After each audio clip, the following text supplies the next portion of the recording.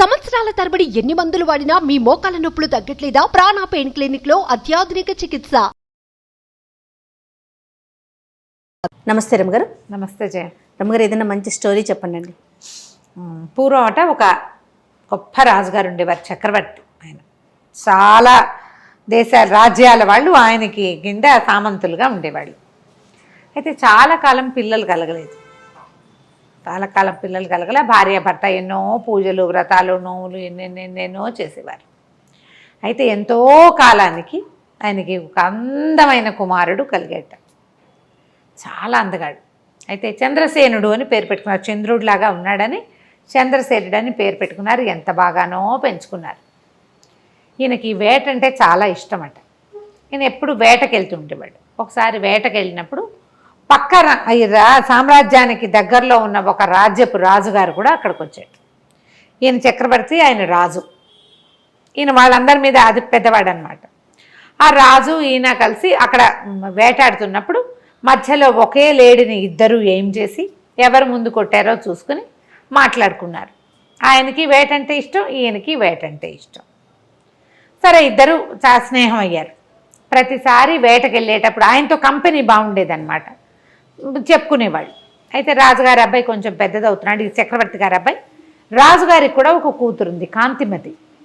పేరు బాగుందండి కదా. ఈ కాంతిమతి కూడా చాలా అందమైన పిల్లట. అసలు ఎంత అందగత్తో. క్రమంగా పిల్లలు పెద్దవాళ్ళు అయ్యారు. రాజుల స్నేహం కూడా పెరిగింది. చక్రవర్తి చెప్పాడు, మా అబ్బాయి కొంచెం పెద్దవాడు అవుతున్నాడు, వివాహం చేయదలుచుకున్నాము అంటే ఈ రాజుగారికి తన పిల్లని వీళ్ళకి ఇద్దామని ఉంది. కానీ కొంచెం ఆలోచిస్తున్నాడు. అంత పెద్ద రాజు, పెద్ద చక్రవర్తికి ఎట్లా పిల్లని ఇస్తాము అని ఏదో కొంచెం ముందు వెనక ఆడుతూ ఉన్నాడనమాట. అయితే ఏదో సందర్భంలో ఏమనుకున్నారు, అంత మరి పిల్లాడి పెద్ద సంబంధాలు ఇప్పటి నుంచి చూడాలి, ఒక 3-4 ఏళ్లలో చెయ్యాలి. ఇవన్నీ ఆ రోజుల్లో ఏంటంటే ట్రాన్స్పోర్టేషన్, ఫోన్లా ఏమిటున్నాయి. అవును. వీళ్ళందరూ ఉత్తరాలు రాయటము, తర్వాత ఏమో చిత్రపటాలు పంపించడము. మాకు అబ్బాయి ఉన్నాడు, మీకు అమ్మాయి ఏంటో ఇవ్వండి, వీళ్ళని కనుక్కోవాలి కదా. మీ చిత్రపటాలు పంపండి, చిత్రపటాల గోల. ఇదంతా వీళ్ళంతా రథాలు వేసుకుని గుర్రాలు వేసుకుని పోవాలి రావాలి, బోల్డ్ సమయం పట్టేది. ఈ గందరగోళంలో అవుతుంది కదా అని మాట్లాడుకుంటుంటే అయితే రాజుగారు, చక్రవర్తి అడిగాడు రాజుని, నీకు ఎంతమంది కుమార్తెలు, ఎంతమంది కుమారులు, ఏమిటి అంటే అమ్మాయి కాంతిమతి పేరు ఎంత బాగుంది అన్నాడు. చంద్రకాంతే సూర్యకాంతే అన్నాడు. అనేసరికి చంద్రకాంతే ప్రభు, మా అమ్మాయి చాలా అందంగా ఉంటుంది, చాలా మృదువుగా. సూర్యకాంత్ అయితే షార్పు, చంద్రకాంత్ అయితే మృదువుగా ఉంటుంది, చాలా బుద్ధిమంతురాలు, చాలా అందమైన పిల్ల అని. ఎక్కడైనా ఈ పిల్లకి తగిన అనురూపమైన అందగాడు దొరికితే పెళ్లి చేయాలనుకుంటున్నానంటే మా అబ్బాయి ఉన్నాడుగా అన్నాడు ఈయన. కానీ ఈయన మొహమాట పడి, కాదండి, ఒక ఊహ వచ్చింది కానీ నేను మిమ్మల్ని అడగడానికి భయపడ్డానంటే అలా ఏం లేదు, మన ఇద్దరం స్నేహితులం, మేము ఎక్కడి నుంచైనా పిల్లని తెచ్చుకోవాల్సిందే, మన పిల్లలకి పెళ్లి చేద్దాం అనుకున్నారు. ఇప్పుడు వేరే చిత్రపటాల గోల ఏం లేదు, మంచి రోజులు వచ్చినప్పుడు చూసుకుందాం అని వీళ్ళ అమ్మాయిని వాళ్ళ అబ్బాయికి ఇవ్వడానికి ఫిక్స్ అయిపోయారు వీళ్ళిద్దరు. తర్వాత ఏమైంది, కొన్ని రోజులు గడిచేసరికి ఈ పిల్లాడికి ఒక 15-16 సంవత్సరాలు వచ్చినాయి. వాడు ఒక రోజు వేటకి వెళ్ళాడు. వెళ్తే ఈ రాజుగారి అమ్మాయి కూడా కొంతమంది స్నేహితురాలతో కలిసి అడవిలో వనవిహారానికి వచ్చింది. ఈ అబ్బాయి అమ్మాయి కలుసుకున్నారు. చంద్రసేనుడు కాంతిమతి కలుసుకోవటం మొదలుపెట్టారు. ఈ పిల్లాడికి ఒక 15-16 సంవత్సరాలు, ఆ పిల్లకు 14 ఏళ్ళు. దగ్గర ఏజో 2-3 ఏళ్ళు తేడా ఉంది. ఆ వయసు పిల్లలకి సహజంగా అట్రాక్షన్ ఉంటుంది, ఫ్రెండ్షిప్ కుదిరింది. వీళ్ళిద్దరూ మాట్లాడుకుంటూ ఉండేవాళ్ళు, ప్రతిసారి ఉత్తరాలు రాసుకునేవాళ్ళు, ఈ అడవిలో కలుసుకునేవాళ్ళు. ఈ పిల్లని పెళ్లి చేసుకోవడానికి నిశ్చయించుకున్నాడు. ఒక 2-3 సంవత్సరాలు గడిచేసరికి వాళ్ళు అప్పుడప్పుడు కలిసేవాళ్ళు. అప్పుడు ఇలా రోజు కలిసేందుకు లేదుగా, 6 నెలలకి 5 నెలలకి కలుసుకునేవాళ్ళు. పిల్లలు ఎదుగుతున్నారు, వాళ్ళ ప్రేమలు కూడా ఎదిగినాయి.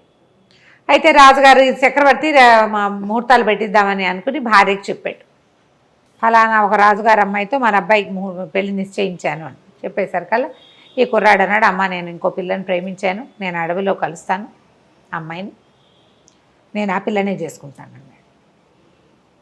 డామ్ డూమ్ అని రాజుగారు చెడామడా పొట్టాడు. అటు పనికిరాదన్నాడు చక్రవర్తి. మాట ఇచ్చా ఎప్పుడో, అట్లా కుదరదన్నాడు.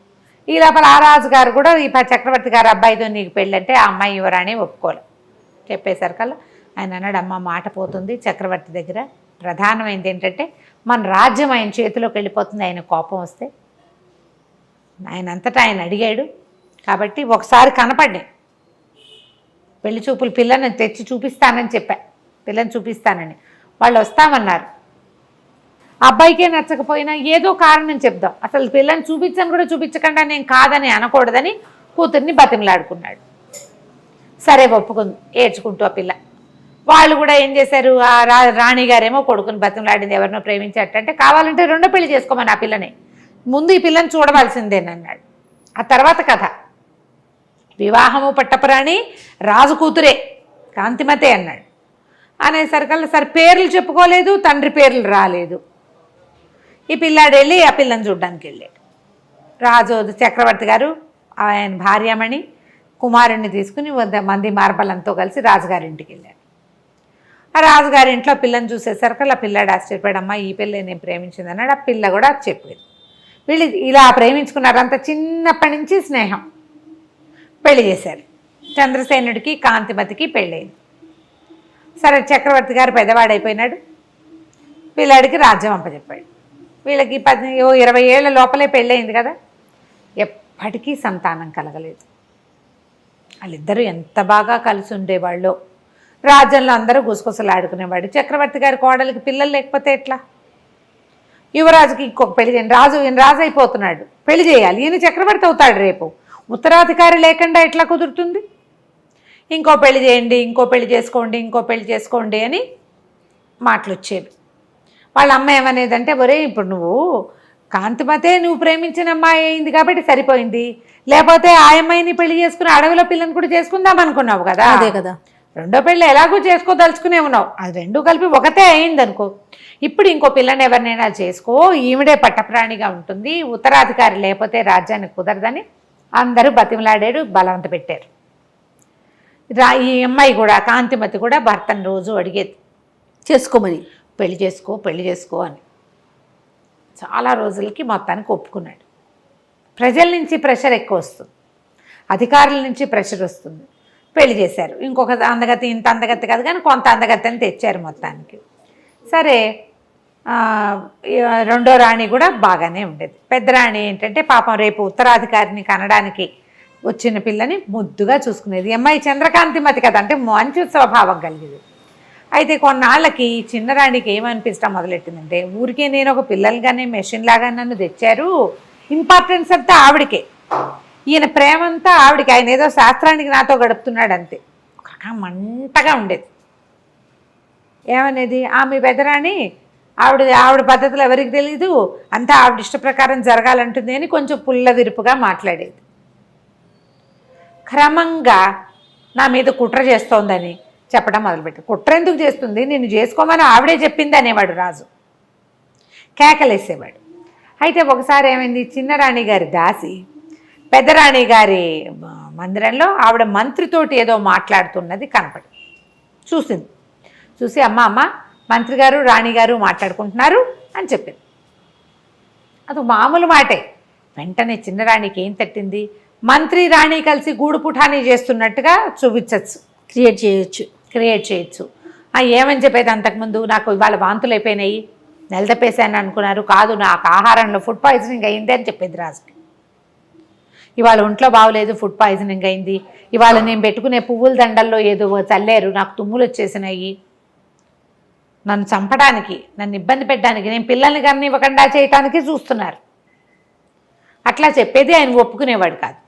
ఈ మంత్రి రాణి మాట్లాడుకుంటున్నారు కదా, ఈ మాట చెప్పేసరికల్లా ఈవిడేమంది, రాజుకు చెప్పింది, నువ్వేమో నేను చెప్తే నువ్వు వినవు, రాణిగారు మంత్రి గారితోటి మంత్రాంగం చేస్తుంది, నన్ను చంపటానికి ఏమో మందులు తెప్పించేందుకు ప్రయత్నం చేస్తాం. అయ్యో, మంత్రి కూడా కలిసిపోయాడు.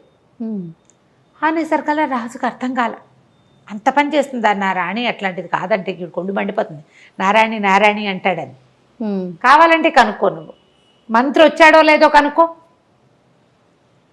అప్పటికి ఒక 20-30 సార్లు విన్నాడేమో, ఆల్రెడీ కొంచెం కలుషితం అయింది లోపల కొద్దిగా. ఏమైంది, ద్వారపాలకుల్ని ఇవాళ ఎవరెవరు వచ్చారు అని కనుక్కుంటే మంత్రి గారు వచ్చారు. ఎంతసేపు ఉన్నారు, అరగంట సేపు ఉన్నారు.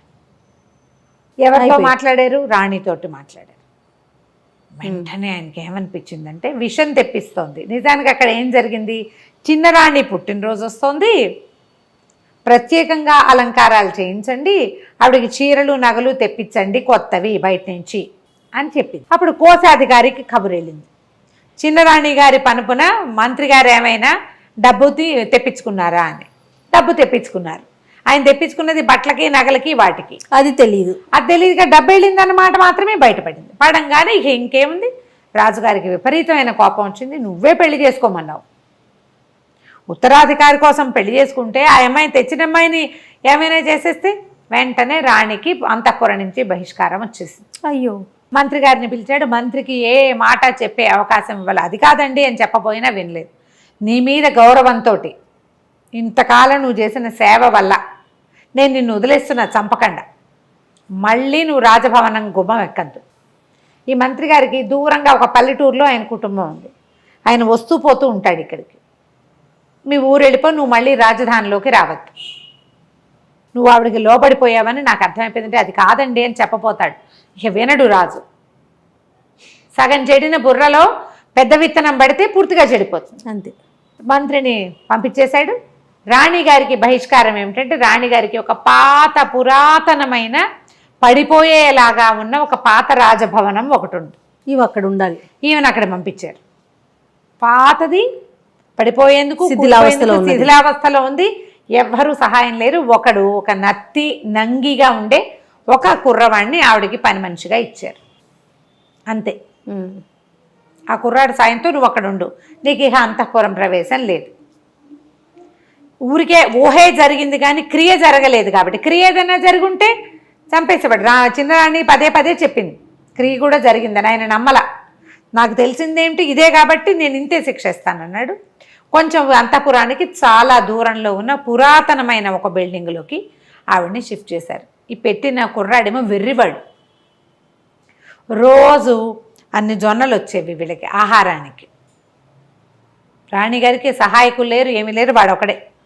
అందులో పుచ్చిపోయినవి, పుచ్చుపట్టిపోయినవి, బొక్కివి అలాంటివి జొన్నలు వస్తే ఆ జొన్నలన్నీ బాగు చేసుకునేది ఆవిడ. బాగు చేసుకుంటే అది వారానికి ఒకసారి పంపేవాళ్ళు ఇన్ని జొన్నలు. ఆ జొన్నల్లో సగం పోయేవి. మిగిలిన సగంతో ఆవిడ ఏదైనా కాస్త అంత వండి వాడికి అంత జావా, తనకో ఇంత జావాతో బతికి ఉండేది. అయితే ఏమైంది, వీడు కొంచెం ఏంటంటే వెర్రివాడు, కానీ వాడికి ఒక రకంగా పాటలు, మ్యూజిక్ అవి పిచ్చి. మామూలుగా తెలివిగల మాటలు అవి ఏమీ లేవు, అయోమయంగా ఉంటాడు. అయితే ఏమైందంటే ఈ జొండలు తెస్తుంటే ఒక దారిలో పెద్ద సన్నాయి మేళము అవి వినపడుతున్నాయి. ఏవో ఫంక్షన్ జరుగుతుంది. ఫంక్షన్ జరుగుతుంటే వీడు ఆ డోల్ శబ్దానికి అనుగుణంగా చిందులేయటం మొదలుపెట్టాడు. చిందులేస్తుంటే సరే జనాలకు సరదాగా ఉంటుంది కదా, ఆ డోలు వాయించేవాడు ఇంకో కొంచెం సన్నాయి వాడు పీపీపీ అని ఇంకా బాగా వాయించి, డోలు వాడు ఇంకా మధ్యలో బాగా దరువు వాయించేసరికి వీడు ఎగురుతూ ఎగురుతూ డ్యాన్స్ చేస్తుంటే అందరూ ఏం చేశారు, వాడి మీద 5 పైసలు 10 పైసలు విసిరేశారు. ఆ విసిరిన డబ్బులన్నీ తీసుకొచ్చాడు. 1 రూపాయి అయింది అది. ఆ డబ్బులు పుచ్చుకొని రాణిగారి దగ్గరకు వచ్చాడు, కాంతిమతి దగ్గరికి. అమ్మ నేను రోడ్డు మీద నాట్యం చేశాను, పాట కూడా పాడాను, అందరూ నాకు డబ్బులు ఇచ్చారు, ఇదిగో ఇదిగో అని చూపించాడు. బట్ దానికి అవి ఏం చేయాలో తెలియదు. ఆవిడంది, ఏం చేసుకుంటారా నాయన డబ్బులు, ఏమన్నా కొనుక్కురా అని చెప్పింది. ఏమన్నా కొనుక్కురమ్మంది కదా. వీడు 1 రూపాయి పుచ్చుకుని కొట్లోకి వెళ్ళి ఏమన్నా ఇవ్వండి అన్నాడు. ఏమిమ్మంటావురంటే ఏమన్నా ఇవ్వండి అంటాడు. రూపాయి చూపిస్తున్నాడు. ఈ ఏమన్నా ఇవ్వండి, ఏమన్నా ఏమిటి కావాలో అడిగితే కదా. ఏమన్నా ఏమన్నా ఏమన్నా ఇదే పాట పాడాడు. కోట్లో వాళ్ళు వెర్రివేధవలా ఉన్నాడు, వీడికి తెలియదు, వాడిని తోలేసేయండి అన్నారు. తోలేస్తే ఒక ముసలమ్మ వస్తుంది అటు నుంచి. వీళ్ళ కొట్లో నుంచి తోసేసరికల్లా పోయి వీడు ఆ ముసలమ్మ మీద పడ్డాడు. పడేసరికల్లా ఆవిడంది, ఎవర్రా నువ్వు అని కేకేసి లేవదీసింది. లేవదీస్తే, కాదవా నా దగ్గర రూపాయి ఉంది, ఏమన్నా ఇవ్వమంటే ఇవ్వట్లేదంటే ఆవిడ పక్కపక్క నవ్వింది. ఊరిని అట్లా గుట్రా, 1 రూపాయి ఇడితే నేనే ఏమన్నాను, నన్ను తీసుకెళ్ళు, రూపాయి ఇవ్వు, నా పేరే ఏమన్నా, నేను ఏమన్నా కావాలని కొట్లో అడిగితే ఎలాగరా, నన్ను కదా అడగాలి, వస్తా పద నీతో పాటు అని 1 రూపాయితోటి కాస్త కూర నార ఏవో కొనుక్కొని ఆ సంచి చేత్తో పుచ్చుకొని ఈ కుర్రాడితో పాటు పెద్దరాణి గారు ఎక్కడుందో ఆ పాడుపడిపోయిన భవనానికి వెళ్ళేసరికి ఆవిడ తెల్లపోయింది. ఏమైనా కొనుక్కురమ్మన్నాను, నువ్వెవరో అమ్మా, నా పేరే ఏమన్నా అమ్మా, ఏమన్నా కొంటాను ఏమన్నా అన్నాడు. నన్నే పిలుస్తున్నాడని వచ్చాను. నాకు తెలుసు నువ్వెవరో తెలుసు, వీడేమిటో కూడా తెలుసు, నీ సేవ చేస్తా, నీ దగ్గర ఉంటాను అంటే ఆవిడంది, అమ్మ నాకే ఏమీ రావు, వచ్చేదే వారానికి ఇన్ని జొన్నలు వస్తాయి, అందులో సగం ముక్కిపోయినవి, సగం పురుగు పెట్టినవి, వాడు నేను ఎట్లా కొట్లా బతికున్నాం అంతే అంటే, కాదమ్మా నీకు కావాల్సినవన్నీ నేను చేసి పెడతా. రాజభవనం నుంచి జొన్నలు కాదు, బియ్యము, పప్పు, ఉప్పు, చీరానార అన్నీ వస్తాయి, నేను వచ్చా కదా అవన్నీ వస్తాయి అంతే. ఈ ముసలమ్మ ఈ రాణిగారితో ఉండిపోయింది. ఈ ముసలి మా అమ్మ ఏం చేసిందో మనం రెండో భాగంలో విందాం. నమస్తే రమ్మగారు. నమస్తే. సుమన్ టీవీలో మీ పర్సనల్ అండ్ బిజినెస్ ప్రమోషన్స్ కోసం కింది నెంబర్కి కాంటాక్ట్ చేయండి.